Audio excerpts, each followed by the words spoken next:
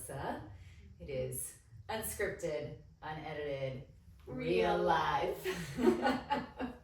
How are you today? I'm good. This is an exciting time. We're into the fall and football and the students are back. So how about you?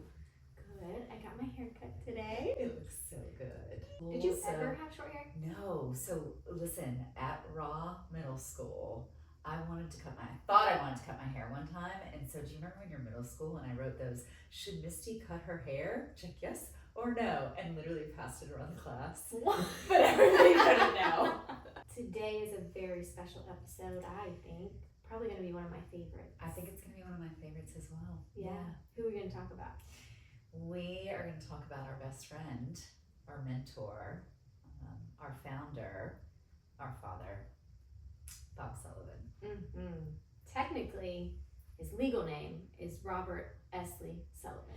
Yeah, and I love that. So let's just talk for a second about the Esley part. So the Esley goes all the way back to our great-great-grandfather, and every boy in that lineage had the middle name Esley. However, it changed spelling every single generation. It alternated between two S's and one S. And so your son also has that middle name. Yeah, so I stole it. So technically, I shouldn't have named Esley that, but I stole it as his first name, and then I named it with the two that Dad has, so he's named after Dad. No, it's amazing.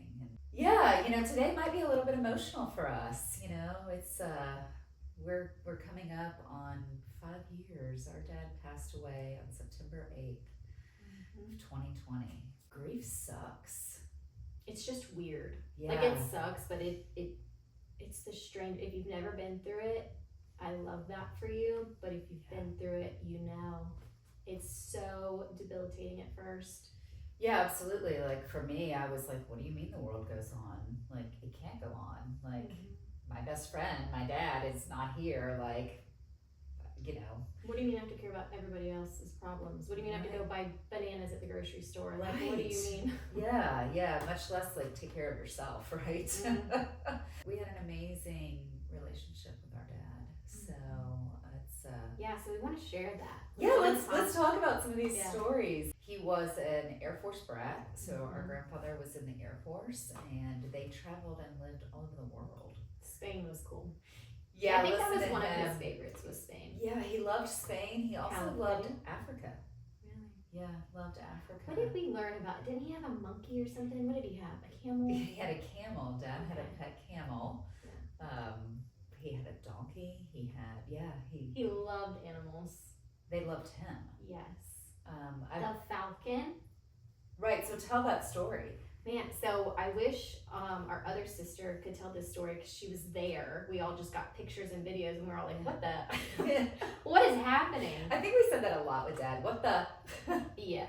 So out in Colorado with Christy, I don't know if this bird was just on the side of the road. Yeah, they were driving along, and all of a sudden he kind of saw this bird that looked like maybe it was injured or stunned or something by a fence, and so Dad got out, and it was a falcon, a very large. I'm gonna have falcon. To insert a photo for reference. Absolutely. Because no one's gonna believe that we're talking about. It was massive. That bird was literally like this. He got out with nothing though. Like, normally I feel like someone would want gloves or like, absolutely, I don't know, something. But this man, right. And I mean, this was not a tamed animal. This was a wild creature. And I think when he first saw it, for some reason, this bird went to our dad. Like, it is sitting on Dad's shoulder, and it is way bigger than his head. The video in the living room or whatever, my dad and the bird are on the ground, and the bird's just hopping over to him. Yeah. Like this wild bird in somebody's house. And it was so close with our dad that Christy was stationed at the Air Force Academy at the time, and she thought maybe it was one of the Air Force's Falcons because this thing was so close with our dad and like interacted in such a way that it had to be somebody's Falcon, right? So she called the Air Force, and the Air Force came, and it was not one of their Falcons. It was a wild Falcon. Actually, I had one experience. So it was, our dad was already sick, and I came out of the doctor's office and there was a hummingbird. Yeah, that was cool. And so the hummingbird landed in my hand, and I got to shoot a video and share it with our dad. And I was like, Dad, this is you. Like, this bird is telling me I'm very much like you. And The yellow bird. Birds! Our dad is a beautiful bird. Yes. No, that was crazy. We were like 15 miles out on the Boston Whaler, and this little, I'd call it a Tweety bird. It looked like a Tweety bird. Neon yellow. Nothing else around. It just came and sat on the boat for like 20 minutes, and then off it went. Like, there was just so many moments like that with Dad, with like animals in general. And we've talked about Bob's Auto Repair, and we have people that, some of you guys knew our dad. A lot of you guys knew our dad. He was kind of infamous in Tallahassee, I think. We have people that worked with him in previous career, and we just had somebody stop by last week. No clue who they were. Worked at Woolco with them. Right. Shared stories. Said the other guy that he worked with at Woolco had more stories, and he's just going to tell them to swing by. Yeah, thank you. If you have stories about our dad, please, love it. we love it. We love the stories. We love the interactions. It's so important to us. So our dad got started. So originally he wasn't a mechanic. Our dad started out managing Waffle House. So there's no doubt in my mind that's where he learned his customer service. Because all of you that have been to Waffle House at 2 in the morning, like, they get your food right. They pay attention.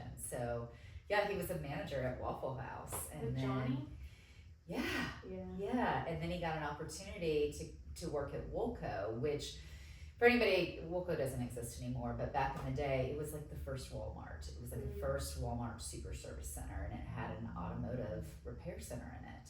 And he became like the regional manager for that. So that's how he grew up with motorcycles and race cars, and always loved, actual auto mechanics. Was it you or Ryan that would get around the block on the motorcycle? Ryan. Sleep? Yeah, absolutely, yeah. Ryan. So yeah, he just fell in love with helping people, and actually Dad's first customer that he ever had in Tallahassee was Judy Hickman, and she's still a customer today. So we love you, Judy. Thanks for you're awesome. Yeah, thanks for sticking with us too. I think Dad really instilled in us how important customers are. I mean, they're friends, they're family. He's just always wanted to help people. And he could, whether that be with like a warm conversation or actually fixing your cars. Like, he's one of the very few people that I've ever come in contact with that's truly present.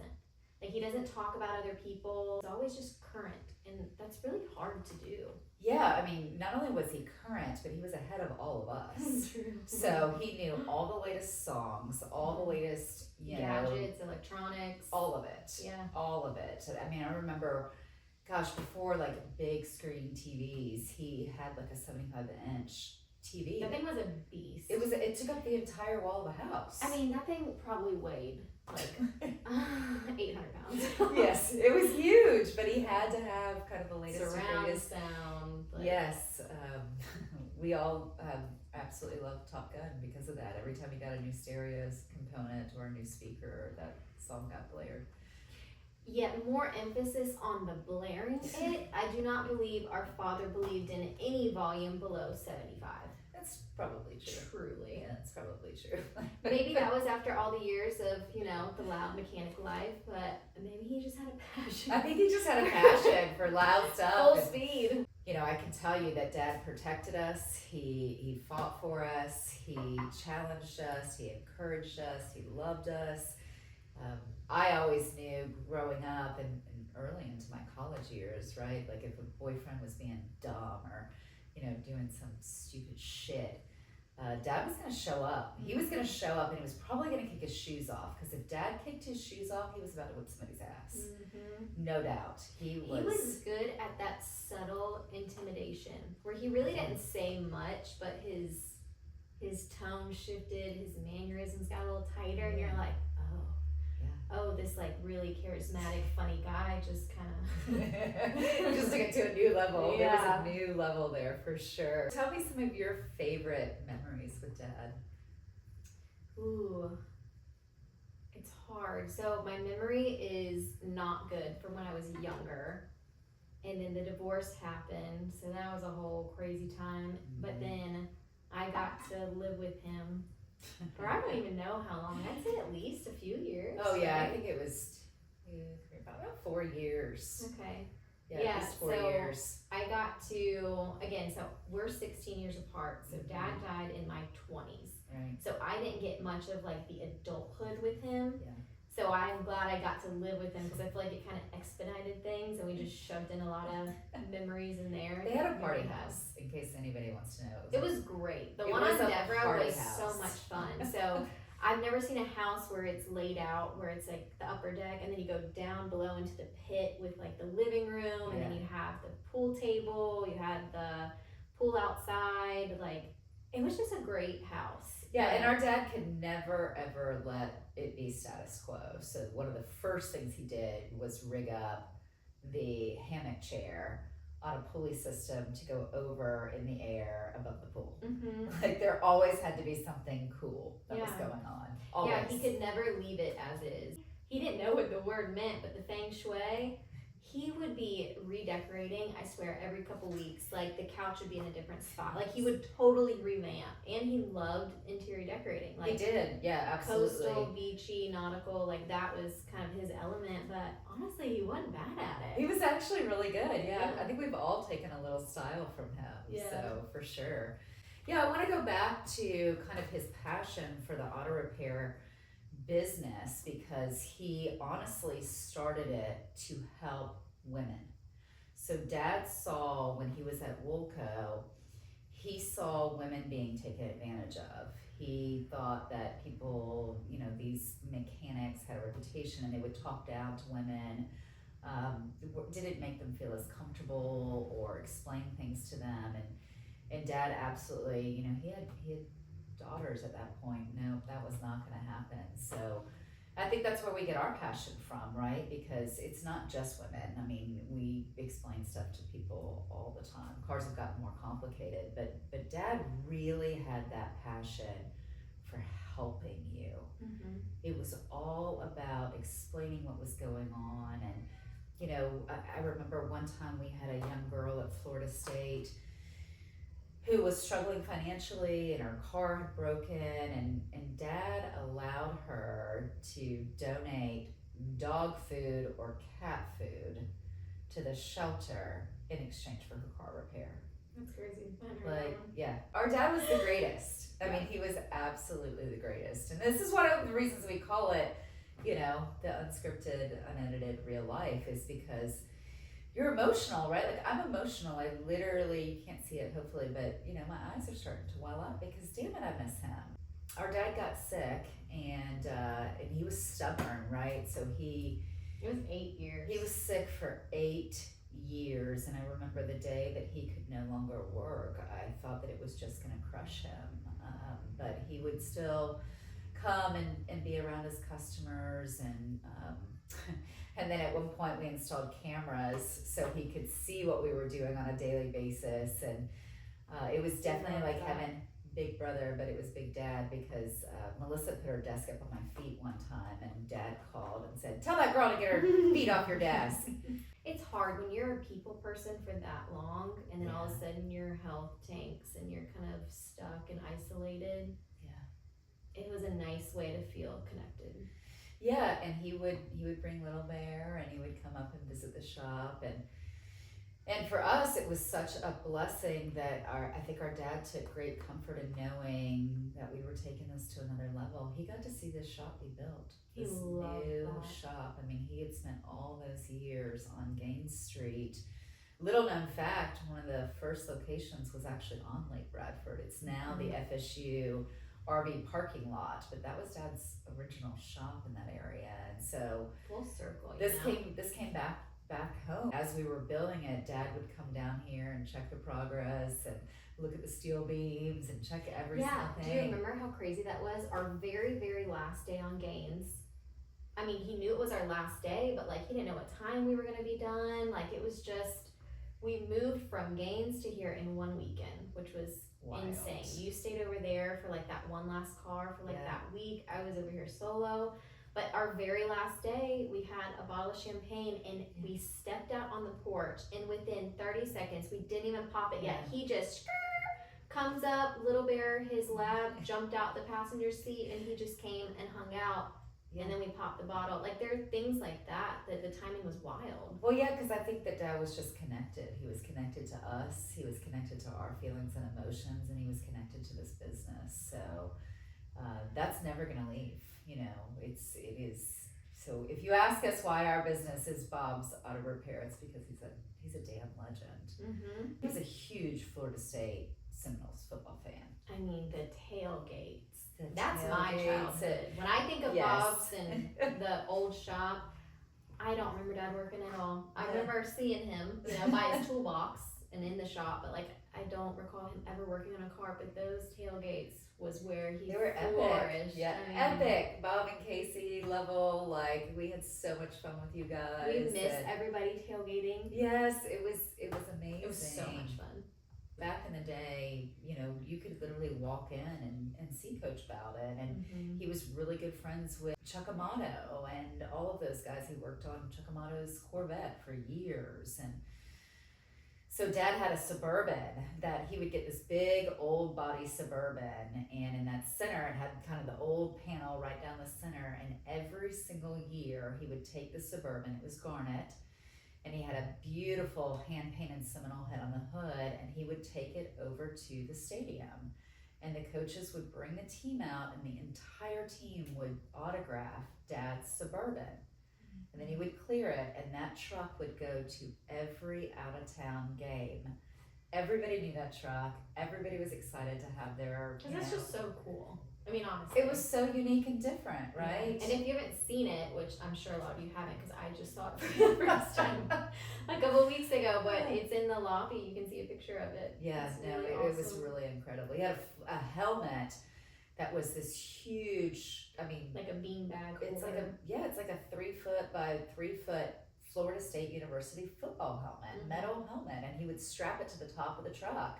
And away we'd go to these games. You guys that had come to the shop before and seen it all it's those still years. There. It's just at Misty's house. It's true. It's true. Now that's the '93 National Championship football is in my office here at work, and we've got a few Joe Bell pictures and stuff up.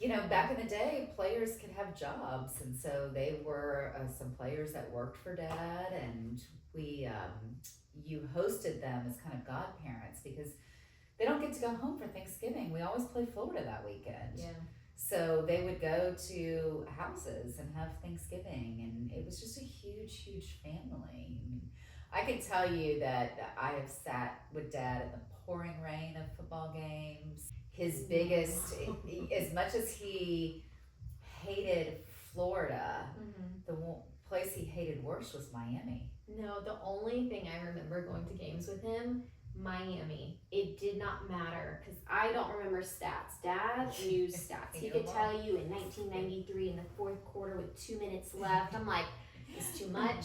It did not matter with Miami, whatever year it was. We could both suck. One could be great. One could not be great. It always came down to those last 30 seconds. And he wouldn't be with me. I'd be like 12 years old in the stands by myself because he had to go down to the concession underneath and pace. And watch it on the TVs. Yes, he because couldn't you do never knew what was going to happen in that game. My favorite game with him was the first time we played Notre Dame at Notre Dame.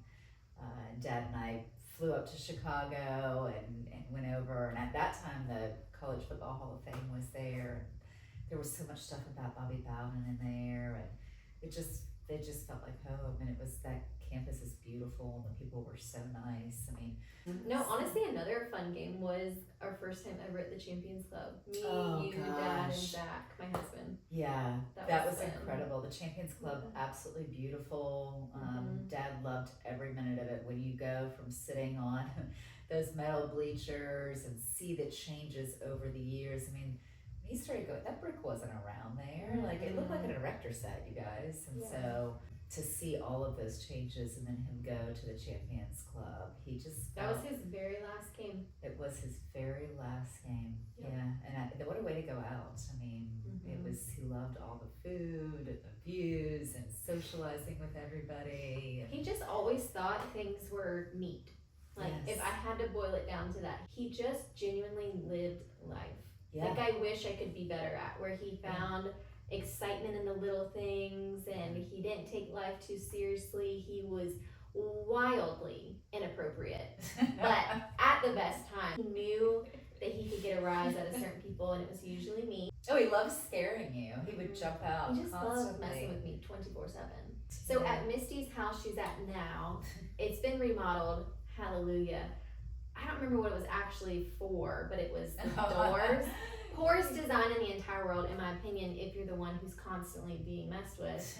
You have the stove, and then right next to that you have the countertop where you're cutting, prepping, whatever, and then you have these two little It's a doors. pass-through. It was a pass-through to the original owner. It was a woman who was very into basketball, and she would make her husband and kids cook her wings. And then they would, so she did not have to leave her room watching these basketball games, and they would pass her chicken wings through this window. So she's iconic, but I don't like her. Because that was my demise. I mean, I would be cutting something up. He didn't care. He didn't care what I was doing. I could be holding a boiling pot of water, and he would bust through those things and be like, and I'm like, buddy, I mean, there was a time at Deborah, I was carrying the laundry basket, and there's like the, kind of like a half island, and I'm walking. He was on the ground. So again, this is when he was still healthy that I got this version living with him. He is on the ground like a creature, popped out. I got so scared, I dropped the basket, popped inside the basket. And I feel like he just kept getting too satisfying of moments like that he's like, why would I stop? Well, because you would freak out, and then you would laugh. Because yes, what else do you do? Cry? I'm resilient because of him. It's true. All of his kids and grandkids have had a part in this business. Even down to the tater tots. Yeah, I mean, literally. You've got Gino, Jacob, Christy, Misty, me, Ryan, Aiden, Emberly, Esley, Alexis. Yeah. I All think of that's us, everybody. every single person at least spent a summer up here. Yeah. Yeah, he had so many passions in life, right? Like, he absolutely loved fishing. He loved Alligator Point. Yeah. Constantly had a boat. Just anything coastal he was drawn to. Yeah, it was where he wanted to be, and so His black marlin. epic. Right, so there was a group in Tallahassee, Silver Slipper, Daddy Chris, shout out to Bill Kalfas. They had started this annual trip to Costa Rica to go fishing with the guide out of North Carolina that became friends with Dad after that. And so every year this group of guys, a pretty large group, I don't know, 50, 60, 75 people would go down there. It's bigger than I remember. Yeah, and they were always chasing the marlin, right? So a blue marlin it's a big fish, and it's actually kind of common for you to catch in areas like that. And then there's a white marlin, but the kind of, sought after, nobody catches one, is that black marlin. And our dad was down there on his second trip, and Dad caught an 800-pound black marlin. It was just meant to be. I mean, other people had gone forever. Yeah, I mean, Bill Kalfas still talks about the fact that he went fishing for that black marlin every single year, and Dad was the one. Another tie with these animals. It's I'm true. telling you, it's crazy. Yeah. So when he passed away, we did a little celebration.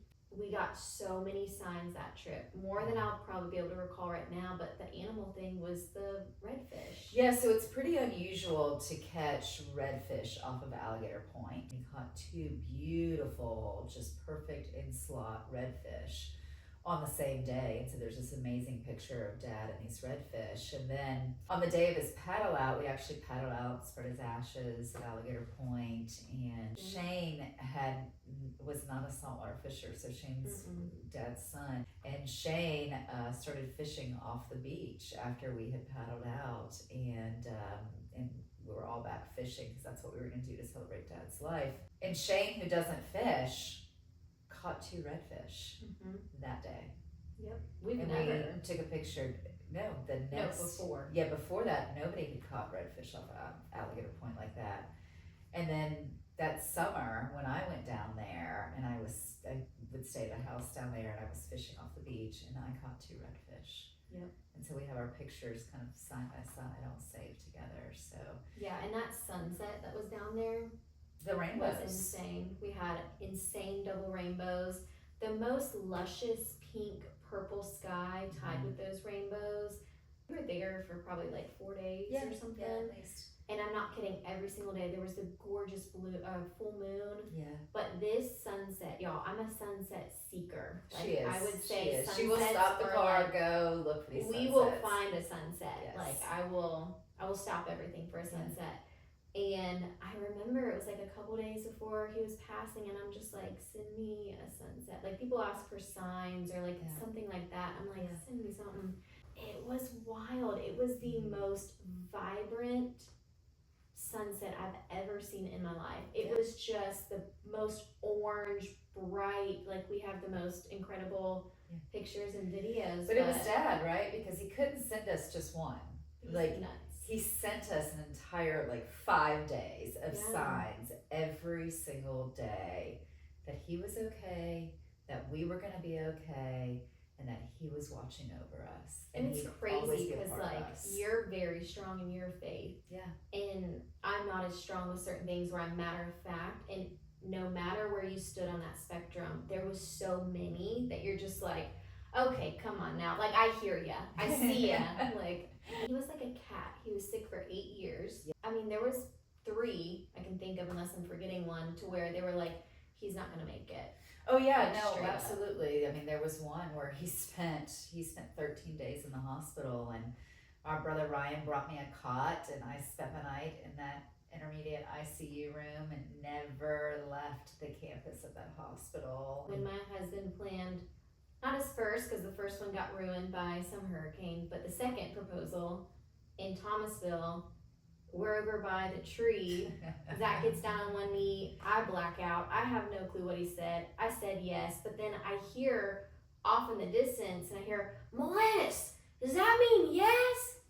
And I'm like, what the hell? And you see this head peeking out of some car I do not know, some like gold Jeep, and he's just back there.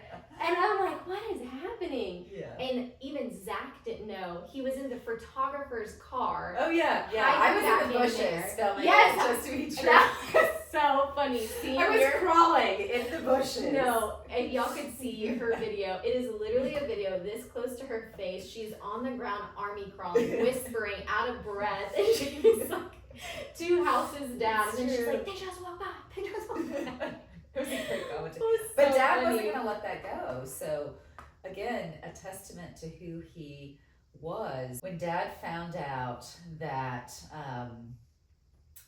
he had less than a year to live, and Dad said, I can't go. I got 3 things I got to do. Well, what do you have to do? He said, I want to make it to my birthday, I want to make it to Melissa's birthday, and I want to walk Melissa down the aisle. Mm-hmm. And he damn sure did. But barely. Dear Jesus, y'all. Barely. I got married the weekend the world shut down. That Wednesday before March 21st, 2020, I was still going to Costa Rica. My whole family was texting me, and they were like, Melissa, you're not going on your honeymoon. And then we changed the date again as it got closer to COVID because you couldn't have so many people. Yeah. And then it was a Saturday versus a Sunday, but then we had the rehearsal house booked, so then we had to change it back. So I think we went back and forth like 4 different times. Yeah, and every time it made my heart sink, right? Because our dad was not good at this point. Like he was super weak, but he was committed. He was going to walk you down the aisle, period. You called me freaking out, crying. Absolutely. And then told me your wedding was off because the government had shut the world down. Yeah, because it slowly was like, oh, no more than this many people. Yes. Oh, no more than this. And then you can't do anything. Life is closed.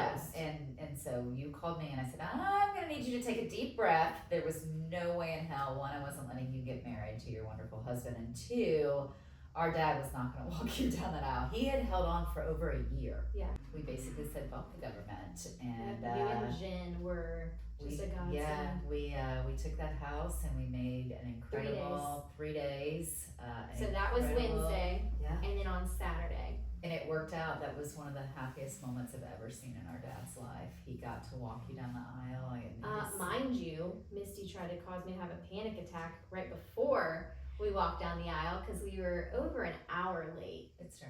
Easily. And then she just comes down the stairs and she's like, do you know what time it is? I'm like, you don't ever say that to a bride. And then that's when I had to lock myself in the bathroom, hyperventilate, and then showtime. Yes. But then Dad had to do, God, how many breathing treatments? Yeah, a ton of breathing treatments, but he did it, and your brother married you, officiated it, and Dad walked her down the aisle. It was incredible. He got his moment. Because I got it in. He even danced with her, so he was on an oxygen tank, and aren't you the one? yeah, literally, yes. I danced with an oxygen tank. Yeah, Misty's having a Vanna White moment where she's literally doing the tango with his oxygen bottle, and then we're swaying, and you can start to see him slowly slip. Yeah.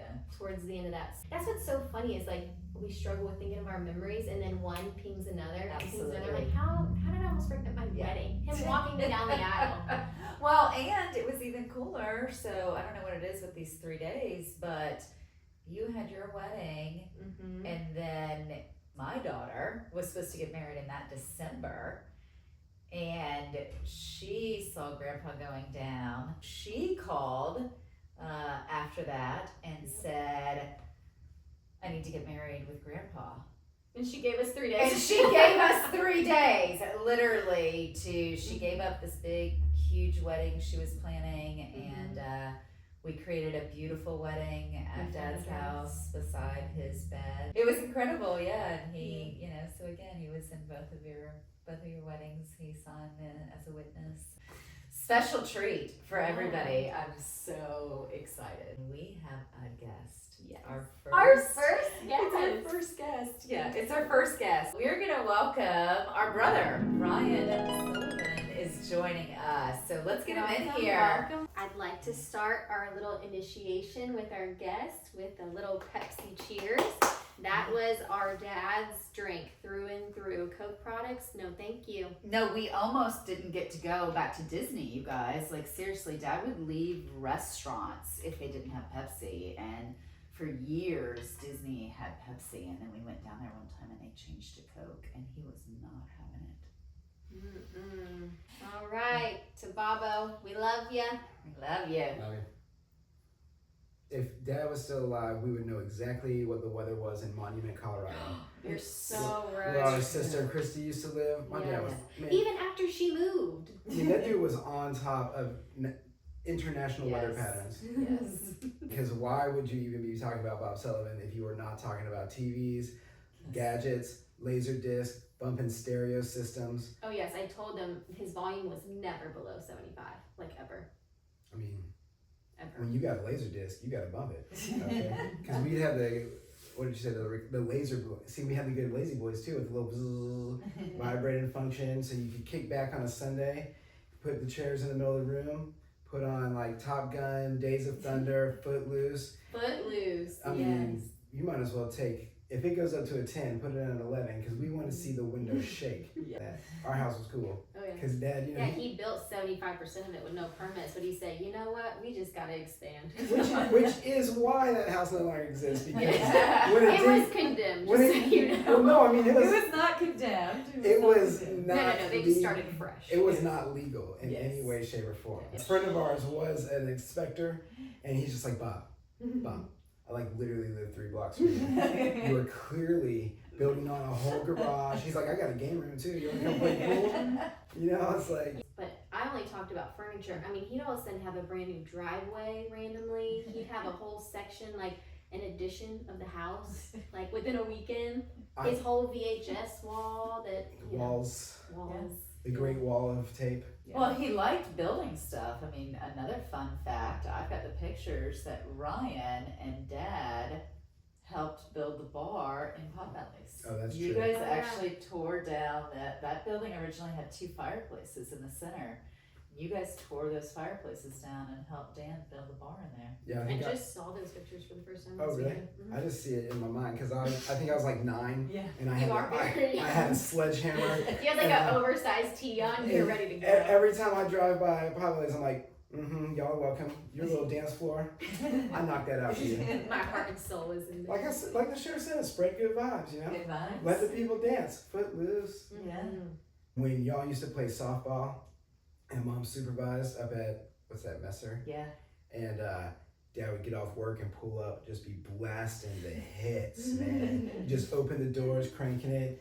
I was like, I will always think of the sign, "You dropped the bomb on me," and one other when he'd come pick me up from gymnastics. He didn't care what anyone's taste of music was because his was obviously superior. He's like, I mean, I it's will louder. blast it. Yeah, Yes. it's louder. Yes. I mean, So Ryan, tell us what's one of your favorite memories with him that the two of you shared? My personal favorite that you're tied into is the touch of the doorknobs. oh my Jesus. There's Lord. there's some force deal that happened. So this is when Dad was Oh, sick, yes. and we all made like this calendar. We trade off shifts, but honestly, it didn't matter because on my nights everybody would show up and vice Yes. versa. Yes. So you'd be there. It's not like we'd stop by 10 minutes. We're there like 3 hours, 4 hours. Like we're there a long time. The night is ending. We have to go to bed. We have to, go to work the next day. We'd go to touch the doorknob. He'd wait till you touched it. You're leaving. Oh, I just started this whole new movie. You gotta come sit down and watch it. Oh, did you see that? Did you hear this? Like you wouldn't have even been talking for the last 30 minutes. And that was his way of just not wanting you to go. But Zach got more than any one of us. He would text me and be like, hey, I'm so sorry. We just started a movie. Like, I won't be home till like midnight. I would much rather get trapped into another. I mean, because we'd be like watching westerns for hours, right? Like old westerns, black and white stuff. And yeah, you ain't like talking about nothing. Maybe every now and then you talk about something completely, absolutely random that he found on his phone. But then every time you touch the doorknob, oh, I gotta show you this. Yeah. Dude, you could have shown me this in the past 3 hours. But that was all way better than like, all right, so I'm gonna need you to go to Whataburger. Y'all, I love me some Whataburger, but Whataburger on Northman Road Street is incredibly slow. And I'll never go to that. You get trapped in that drive. You can't get out. You literally can't get out. There's a brick Yeah. wall. The one I shared in the group text, the man had the audacity to text me while I'm in the Arby's line, already there for 20 minutes, and he says, I need donuts. And I'm like, please spare me, kind sir. I'm not even at the window, and it's already been 20 minutes. And he goes, but I need. And if you can swing by Dairy Queen and get some ice cream for the dogs. I'm like, no, I cannot. I'm trying to think of other random memories that made me laugh about Dad, but there was a North Carolina trip. We rented a house in Maggie Valley where it doesn't actually really snow, just so we're clear. They make snow on these mountains, right, Yeah. when you're going to go skiing and stuff. Mm-hmm. And so we rented this cabin, this beautiful house, and we had all gone up, and it snowed. It snowed like 12 inches of snow. Dad decided to make it an adventure. Yeah, no, that was so fun. We were driving up whatever parkway it was, but we found like cardboard cutouts and we grabbed them. It was me, you, who else? Actually, Dad. Yeah. I think it was us three that slid. I think we might have slid Aiden's little baby down. Yeah, we did. I mean, Yeah. why would we not? Yeah. But it was mostly ice, honestly. And there was like this one solid hump, and you got way too much air than you should have. And I think we almost all cracked our tailbones on that one. But I mean, Dad was thriving on that trip. He had the puffiest jacket one could possibly imagine, but he was in it. I mean, Yeah. he was throwing snowballs left and right. And then he, this is when we were by the big old sign that we were getting out to take a picture. This is what you have now, which is the red truck, Misty's truck at the time. We're shoved in the back, and I'm in the middle. Dad's here, and he's getting out, and he's, hopping out slowly, and then all of a sudden he's gone. Like, I see his whole body, and I see nothing. And he had stepped on the running board, and I guess solid ice. man down. I have never seen someone fall so fast. And then I look out, and he's just in his little marshmallow on the ground. And then like 5 seconds later, he's on the very top of that big old sign, sitting up there like a little leprechaun. So he's just like a sprite fellow. This is what we love, right? So we're just able to sit and talk and just be us. I mean, there's nothing greater. There's really nothing greater. You're right, nothing greater than us. I think she said it. You heard it here live, people. Breaking She news. talking about me and you. That's why we're on the blue couch. No, that's right. That's right. When Dad opened his shop was the year Ryan was born. Yeah. On the sign, it was "It's a boy." He was Yeah. so excited. Because to have then a boy. he Yeah, went that was from awesome. Leon to Lake Bradford in that tiny little shop, Yeah, and then Gain Street. Yeah. And now, what's this, Lake Bradford Road again? yeah. Mhm. With you and Dad in cars, you like to blow him up. Shut up, though. He literally left cars all over the country. This is an ambush? Is that No, what's happening? no. I mean, Dad just smiled and My son's 16, and he has made it months, and his car is not wrecked. Wow. yeah. I did not make it 1 week. My father was also a race car driver. Every Really? week it would be a different car. Wasn't it like in Spain or somewhere that he would do like legit drag racing and stuff in the streets? In Well, California. yeah, he drag raced here. But then in Spain, there were some really fast go karts and stuff. But see, in Spain, the stories he would tell, because he was old enough to drive. I mean, because it's Spain in the 60s. Like, You could do anything. yeah, who even knows how old he was? He was probably like 12. Back then, according to him, the people were really into long tailpipes on their mopeds. These things go in like phases. Like the mods in England, they were really into like side view mirrors. And then like when I was in Japan, you could see motorcyclists drive by that were really into these elaborate pipe metal like stars and stuff as like the back of their motorcycles. Like, there's always something that's like, low rider bikes, whatever. Gorilla bars. Back then they had these vacuum cleaners that were like horizontal cylinders that then had a long hose and a separate vacuum head. Yeah. Well, it had this really long metal piece as the vacuum head. So Dad cut it off to put on his moped, and his mom was not stoked. Like, not at all. And then He was a fabricator. and then because I think statute of limitations is long gone, and this was another country, he also said how like he installed a switch on the car to where you could shut off the brake lights. So you flip the switch, and when you hit the brakes, the brake lights don't go. So that way, when you're possibly driving quickly away from the police, you could flip off this switch, and then they don't know you're slowing down, and you can like take these quick turns. So fabrication, yes, and how like, okay, it's not really my fault I wrecked my car in the first week. Do tell. Why are you giving me that? I'm just curious how it's not your fault. Who was behind the wheel? The genetics. And anyway, I'll let Jesus take the wheel. Preach. What else did he do in Spain with the donkey? He like blew the tail off the donkey. And you were just statues. really trying to get him arrested. Good thing you cannot get arrested in heaven. So in Madrid, which was his favorite place he ever lived, and he lived in French Morocco, and where did he not live? All over the place, right? But so in Spain back then, you could just like go to the market and buy like a cloth or a paper wrap or whatever of like gunpowder dynamite, and you would make your fireworks by the gram. And so him and his hoodlum buddies, because these are military brats, Right. And so they're just living on bases across the world. They got that good bread in Europe. So like getting a loaf and like ham and cheese. That's why like till the moment he died, he's like ham and cheese sandwich on like a baguette. Yeah. And so they bought some dynamite in their little paper wrap, and then there's a famous sculpture of Don Quixote, and so they used their chewing gum, they stuffed the explosives in the donkey's rear end, the ass's ass, if you will, and lit it and blew it off. They were also known to put soap in all the fountains that line the avenue. I mean, real hoodlum stuff. Yeah. Speaking of Our Father, I've seen like every commercial that was ever made in the 90s because I was watching Mad TV as a child. Yeah. There was always TV on. That's true. Which one thing I thought we should mention is how you'd be at his house, when he was like bedridden or whatever, and the TV was on in this room that he was like laying in front of, and then the TV was on in the other room, and then the projector was pointing at the ceiling. Yeah, he had one off of his phone, so it was like a handheld one that he had. Oh, but then he also had his phone. Yes. Yeah. Absolutely. and then also simultaneously trying to have a conversation. Yeah. And you're like hanging out with this for like hours, just completely overstimulated, and then you go to touch the doorknob and it's over. You're back in it.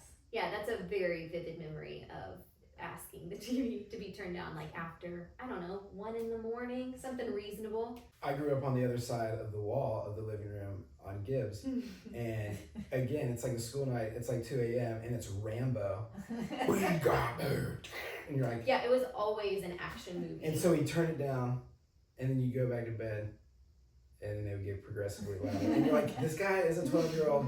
So he was into lights, which you now have. I mean, he's the reason I now, like, doing massage, have laser lights in my office, put the people in that meditative trance state. Yeah. Because I had a birthday party one time, and I was like, hey, let me borrow some of your laser lights. When I was supposed to return them, I was like, wait, I could put these in my massage office, and it would be awesome. And he did think it was awesome. Well, and he also helped me install speakers in my massage table so that you could feel the sound. We had laser lights, we had speakers in the massage table, and you know, he's real crafty, so he's like, all right, here's what we're gonna do. We're gonna take these plastic Tupperware containers. Those are gonna be like our little cups for the speakers. For sure. Speaking of his lights, I definitely know what some of my friends' favorite story would be. Is a buddy of mine was, he was at FSU, and he was driving, I don't know if they still have, they have these electric golf carts that you could drive. It was to drive people around, like students, Okay. like it was a service, right? Shout out to Gainesville Kate. You can find her on Instagram if you need to get on some Gainesville real estate. Holler at my girl Gainesville Kate, because it was her brother Austin and then her. But we were like, let's ride out. And so we were gone. We were off campus. We were driving across Tallahassee. I think we went up by Seminole Bowl, up like High Road. Like we were working this charge. And Austin's like, dude, we are about to run out of juice. And I was like, all right, my dad lives over on Sharon. Yeah. Yeah. Sharon. And so we go over there over by Godby and all that. And we pull up and Dad's ready for it. I mean, this is like an extended cab, like limo golf cart. And we got it loaded up with us. And we pull up, and he's like, yeah, of course I got an extension cord. Plug right in. We come in, and my man just puts on a full 1960s light show.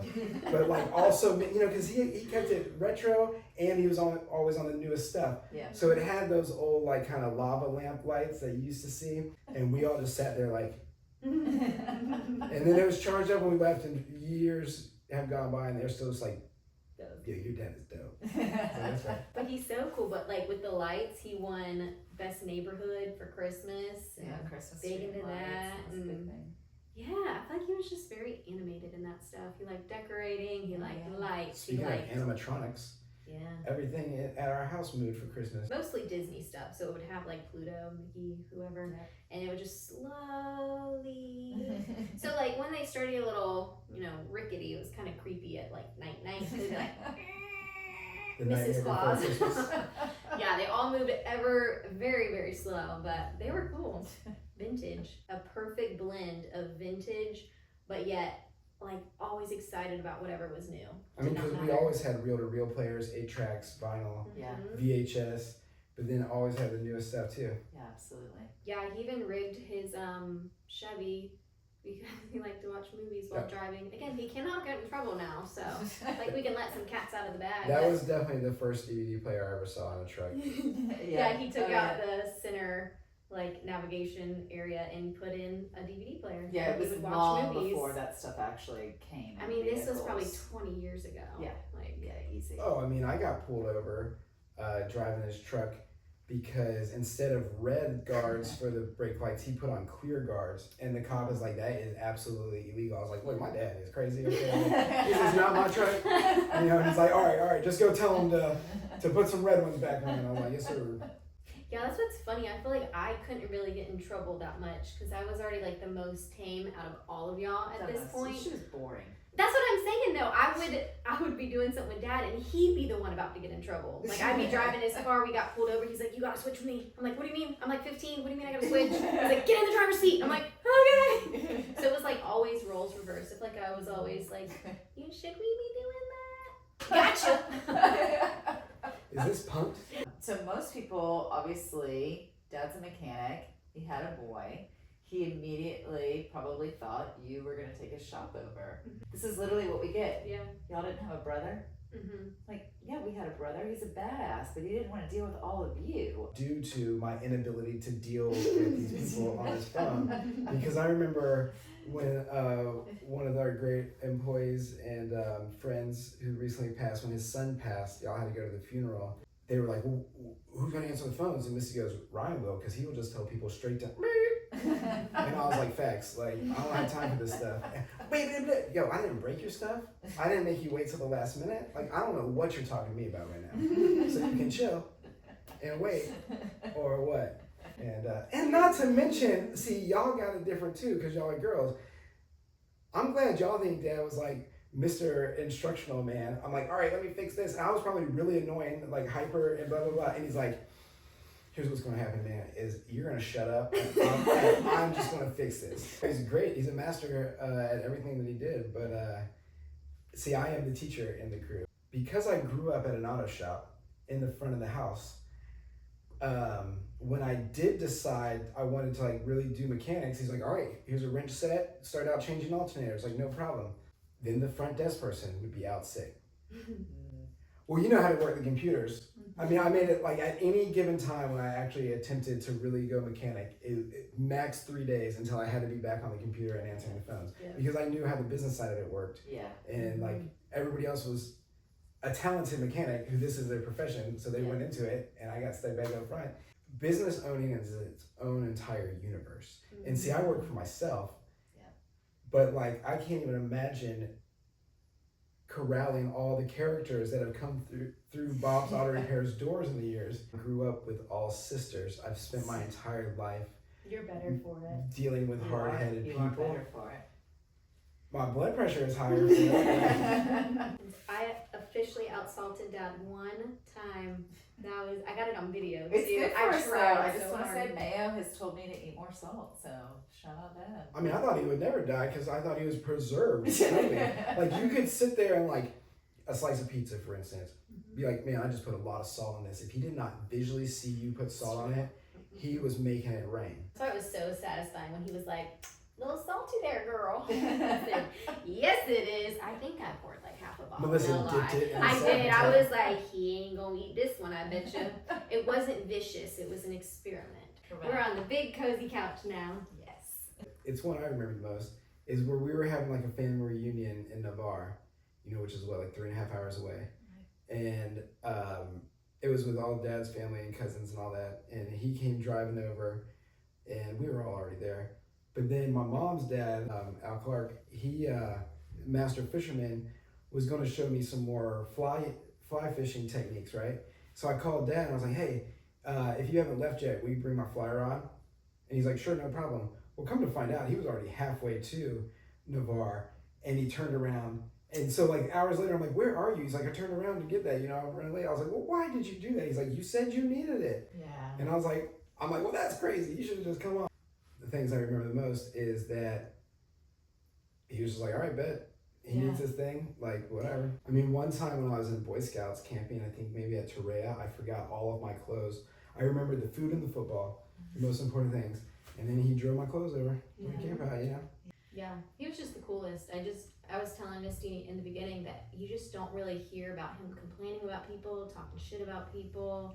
He was just always present, and I don't know, I've always wanted to live more like Dad in that way, where he loved life. Like, he really did. He loved the people in it. He loved doing the things. I mean, he lived a very well-rounded, exciting life. Even the mundane, I feel like he found cool stuff in it. Well, I mean, he was about that Puerto Vida life. He loved Costa Rica. He would be like, let me get a hammock and a hut. Yeah, because that's what he taught us. When he was sick, when he was down, when he was out, when a lot of people would have maybe not had the greatest attitude, he Always did. He always said his best friends were his family. It was all of us. I mean, it really was. Santa delivered the motorcycle to the chimney on the roof. I still don't know how he got that I have no motorcycle idea. out there. By himself. It was by himself? Yes. He weighed like $120 or Yeah, something. so like, I assumed there was like other people involved. yeah, no, it was Dad. Wow. Yeah, I remember I got a call on the landline from Santa, and Santa said it could not fit in the chimney, so I had to go outside. And all of a sudden we go outside, and Dad's doing circles on the roof. Oh yeah, that's And true. I'm He like- was whipping it. He was. I'm like, You see what why the? it's genetic. That, The dangerous stuff happens. you know, I wanted to bring this up because I was making excuses that it's in the DNA why I suck. I mean, why I'm all messed up or whatever. But Why you're the coolest? We'll That's say right. that. Why you're the coolest. But your son Esley is totally the doorknob king, and it's funny because he's named after our dad. But this one time I was over there and it was way past his bedtime, and like they're putting him to bed. But I was like leaving. He's like, "All right, good night, bye." He's And like 2 at this literally, point. I would touch the doorknob and he'd go, "Uncle Ryan." I was like, "What?" He's like, "Hey, hey, hey," and he'd run off. And then I'm like, "All right, Esley, good night." And I touch the doorknob and he'd be like, "Uncle Ryan." I'm like, "What's up?" He's like, "Hey, hey." And literally every time I touched the doorknob, he came up with some other way to try to get my attention. And I was like, "You are just little Bob, huh? Like, Yeah. I cannot just leave this house in peace. You gotta keep hanging out." Which I did, of course. Of course. You can't not. I mean, I feel like none of us were ever just like, anyways, bye. We're just like, Guys, this is so much fun. I love having the three of us together. Look at this. I got 2 microphones. I'm like, oh, okay. Bringing in that surround sound. Yeah, so this is so much fun, and I think that you guys are going to enjoy coming along on this journey. Ryan's going to be another guest, and he's going to bring us on the whole healing journey. And to the highest level. yeah, to the highest level of healing journey. And yeah, so it's exciting, guys. Thanks for joining us. I think if I know how these things work, you're supposed to say like, subscribe, and follow. Yeah. Okay, do that. Yeah, like, subscribe. Mash the button. Yeah, we've got Instagram, obviously our podcast, Facebook, Yeah. all the things. Yeah. Follow us everywhere, just not in real life like stalkers. Yeah. Unscripted. Real life.